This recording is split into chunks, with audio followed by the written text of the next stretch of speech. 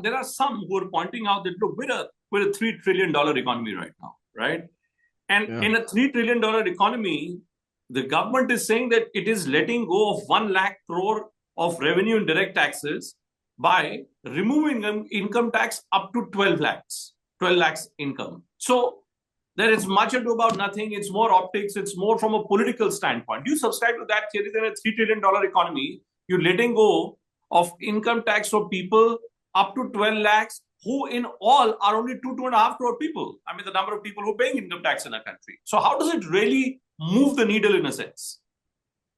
So, I mean, okay, so, I mean, when you let go of 1 lakh crore of taxation, where do you think this 1 lakh crore of taxation will go?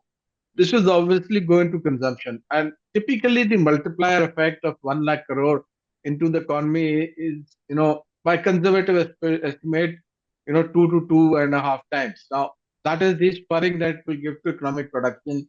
So, I mean, you are basically getting a 2.5 lakh crore, uh, mm, uh, lakh crore spur into the economy, which is, I think, sufficient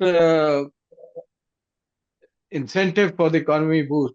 Uh, Whether you cannot compare it to the size of the economy. We are a small country when it comes to the tax base. Okay? We have a very small tax base. I mean, at 130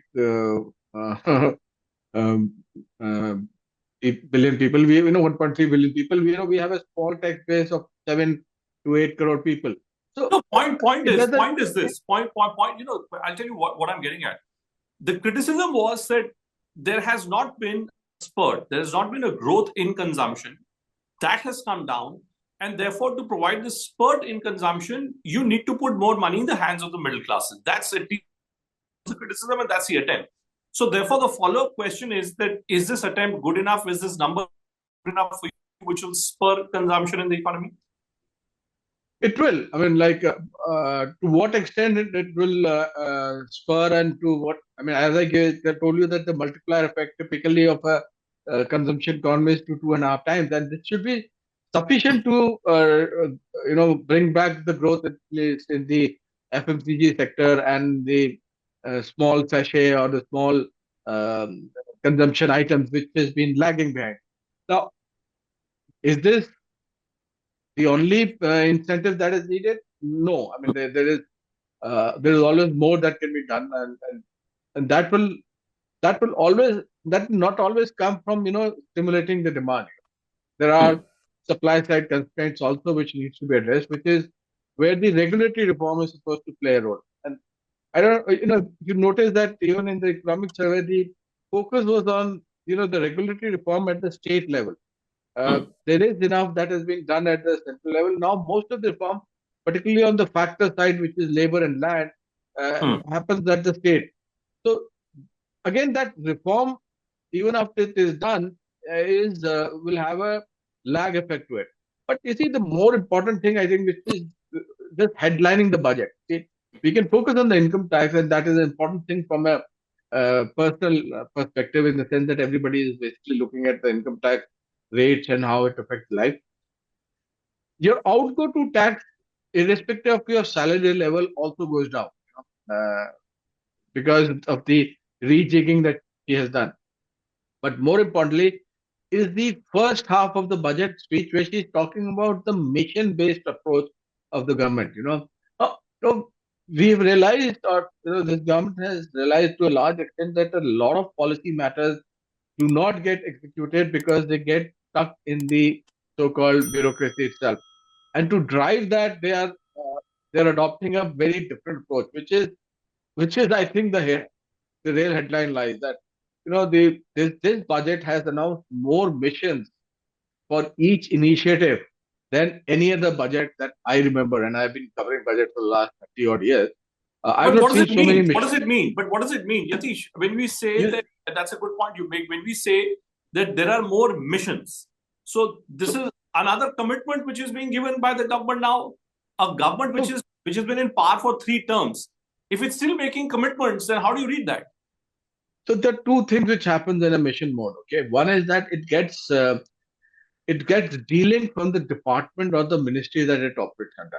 Okay, so if I suppose I launch a tourism mission, okay, it becomes an arm of the it. I mean, in this case, I would assume that the monitoring, reporting, and the structure of that mission will start reporting to the PMO directly, and the targets and the rules and the conditions that will be set in that will be monitored on a regular daily basis. So anything that is executed in a mission mode will have a much higher chance of delivering or executing things in the ground.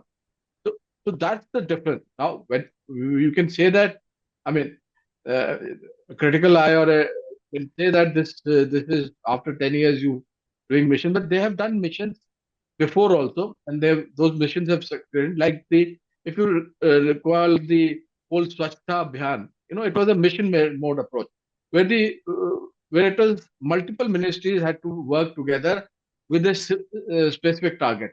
Now, this multi-ministry model conduct is the one of the most difficult thing to do in any government, because ministries typically don't align with each other. They have their own, the bureaucrats have their own fiefdom of sorts, and they want to kind of Hmm. maintain and monitor them rather than Hmm. working towards a common goal. And Hmm. that's the challenge that I think they're trying to address now. So I mean, that's a huge shift in terms of it. We've been kind of advocating a job-linked mission approach, and especially in tourism. And I'm glad to see that they have accepted our recommendation on a tourism mission, which is the largest job generator. A Hmm. dollar invested in tourism basically brings out $8 worth of jobs. In the downstream. So Okay. they have. What else? What else? What else stands out for you, Yatish? I've looked at all the details which have come up from the government's press release as well. There seems to be a lot of focus on Bihar. There's a Makhana board which is being promised, and there are all kinds of other schemes which are done. I look at that as a pure political play, given the fact that Nitish Kumar is a supporter for the BJP at the center. Anything else? When the budget was being presented, when the economic survey was being presented, the feeling was that this has to be a completely new approach, much like what had happened, let's say, in 1991, which was born more out of a crisis situation. Would you say that this is really a budget which has an out of the box approach? Or would you say that this budget at the end of the day still is attempting to walk some kind of a fine balance? So, I mean, one thing we should put it into context is that we are not in a crisis situation at this stage. Correct. Okay, so the approach will be evolutionary and not revolutionary in that sense. And the finance ministers are not recognized for being revolutionary. They're recognized for continuity and continuance of thought, which ensures that any investor looking at the government or the budget is in, is sees that there is a continuity of what the government wants to do, and I think this is the finance minister's eighth budget. So the government has continuously presented a roadmap which tells the investor, both domestic and foreign, that we are following a certain roadmap and we will continue that. So it maintained the fiscal deficit at 6.8 or 6.4%, which is the same as last year. So, so the revolutionary, it's an evolutionary budget in that sense. As I said, that the mission approach to governance is important. Is it changing the two things which are going to follow the budget? One is the new tax code, okay, which is going to be presented to the parliament in a week's time. That itself is going to change a lot of things in terms of compliance and in terms of efficiency. So the 1 lakh crore this current budget projects as losing out is on the conservative side in that sense. There will be the new tax code when it comes in that will bring in certain rules and conditions that may, depend upon how it's structured. We don't know much details about the new tax code or the draft bill yet, but I'm hoping that compliance, at least for the small taxpayer, will become easy, and non-compliance and penalties will become tougher. So they're going to use a fair bit of technology now, which they've seen through the GST purview that they've been using AI and deep tech to basically find out where non-compliance or frauds are happening. And this will now extend into the income tax realm also.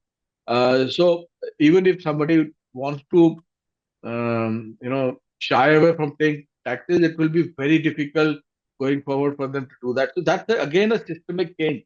You don't see it in the speech, but you will see it in the draft act, which will come out a week or 10 days down the line. The Bihar part. Okay, okay. So why is Bihar important? And of course, she's done a lot of things for the Northeast also, both in terms of infrastructure and a couple of missions that are being launched there. See, these two parts of the country are backward. You cannot deny that they are so developed that they don't need special benefit. And Bihar, as you know, you covered Bihar, you belong to Bihar, and you understand that state very well more than other people. I think you a state like that, whether it is alliance partner or not, needs more than a special status, because we are seeing that for the last 30, 40 years, the state has parameters for health, education, livelihood, and even industry has not changed. You see? So if I was to ask you, Yatish, if I was to ask you to rate this budget on a scale of 10, what would your rating? So, I this is the worst part, and I think it is like simplifying these things to that. But I would actually rate the budget on doing the taxation reform, which a lot of people were asking for. There was a fair bit of momentum on that, and she has listened to that, and I would rate her very highly on that. To rate her on the other part, which is the missions and the allocation of the budget, we'll have to actually see the budget fully, read it, how she has allotted that money, where is it coming from, is it going to come in this year, or the numbers for the next 5 years? Because some of the numbers are quite large, but she's also qualified them by saying that this is for the next 5 years. But on an income tax, you should be happy. You're going to save tax, I'm going to save tax. Everybody is going to save tax. So that's a good thing. Yeah, the latest spin, Yatish, which is coming from the government, and this is the release which has just been issued. The era of 33% income tax is now gone. That's a headline. That's another thing. She's done away with that whole surcharge, test, and other things. So she's reduced, and that was complicated also. You see, you're paying income tax, and then you are paying a test, and then you're paying, So she's taken those things out. She's taken that complication out. And I think the tax code, when it is passed, it will further simplify all those cesses and all these things that we are paying. See, an interesting thing is that, the shift, if you look at a macro point of view, our GST compliance has become so complete in that sense, and the GST revenues have become so robust, and they're growing at a much faster pace than the direct tax revenues. That I think the government has realized that it is better to make it far more efficient, and I think that all developed economies basically depend on that. Instead of taxing the individuals and increasing the taxation on individuals, it is the indirect taxation which will bring revenues, and you are already paying those taxation on consumption. So why should I keep taxing your income? You should tax me on my consumption, not on my income. That change and that shift is gradual. It's not revolutionary. You're seeing the first step of it by increasing. She's almost increased the minimum tax from 7 lakh to 12 lakh. Now that's a huge jump. If you look at it, it's almost a 70% jump. Right. 70% jump. If you were to say that if something is reduced by 70% in personal income taxation, that's a huge thing to do. Okay. Let's see how it actually ends up creating the demand, which all of us are hoping will be created for the resilience of Indian economy. But Yatish, thank you so much for joining us and turning the spotlight squarely on the budgetary recommendations.